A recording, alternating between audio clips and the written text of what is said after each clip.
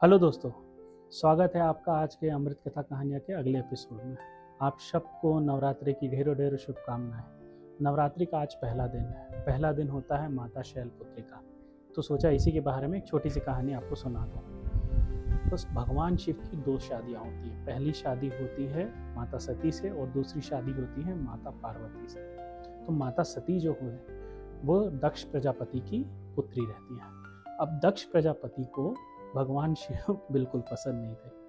तो क्या करते हैं, दक्ष प्रजापति भगवान शिव से अपना बदला लेने के लिए वो एक यज्ञ आयोजन करते हैं। उसमें सारे देवी देवताओं को बुलाते हैं, पर अपने जमादा जो भगवान शिव हैं उनको नहीं बुलाते। जब माता सती यज्ञ में जाने की जिद करती है तो भगवान शिव उनको बहुत रोकते हैं कि जहाँ तुम्हारे पति को नहीं बुला गया वहाँ तुम्हें नहीं जाना चाहिए। बट माता सती का तर्क ये होता है कि वो तो मेरे पिताजी का घर है। अपने पिताजी के घर जाने के लिए अपनी पुत्री को किसी की आज्ञा की ज़रूरत थोड़ी होती, किसी न्योते की ज़रूरत नहीं होती, तो मैं तो जाऊंगी।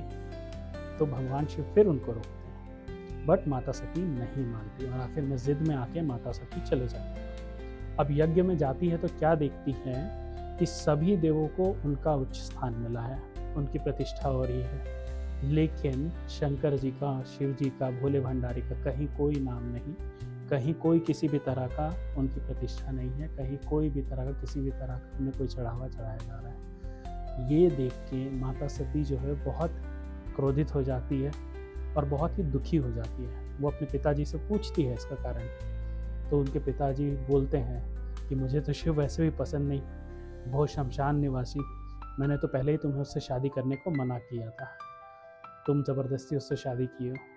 अपने पति का ऐसा अपमान देखते हुए माता सती उसी यज्ञ की वेदी में अपने प्राण त्याग देती है अग्नि स्नान करके।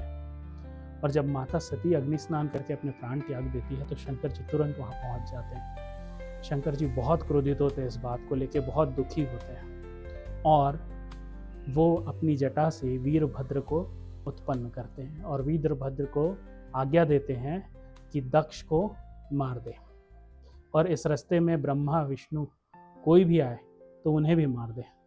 वीरभद्र का क्रोध देख के सब देवी देवता वहाँ से भाग जाते हैं, कोई भी शिव जी के क्रोध के आगे नहीं रुक पाता।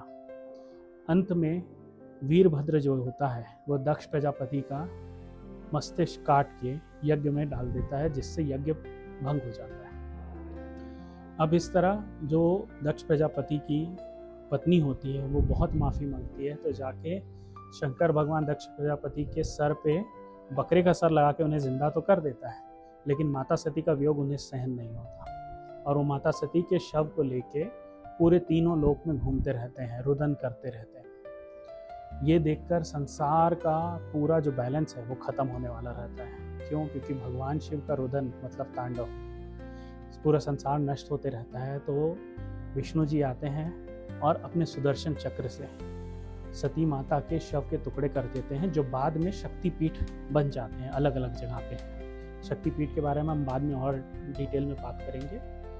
फिर क्या होता है, यही जो माता सती रहती है वो अगले जन्म में हिमालय राज की पुत्री पार्वती के रूप में जन्म लेती है। और यही पार्वती माता जो है, क्योंकि ये पर्वत शैल और पुत्री जो उनकी पुत्री है, इसलिए उनका नाम शैलपुत्री पड़ता है। यही माता पार्वती आगे जाके शंकर भगवान से विवाह करती है और माता शैलपुत्री की कथा इसी को कहते हैं। तो माता शैलपुत्री जो है वो पूरी तरीके से सुख शांति हम सबको प्रदान करती है और सुख और शांति का प्रतीक है। तो नवरात्र के पहले दिन में मैंने आपको सुनाई माता शैलपुत्री की कथा।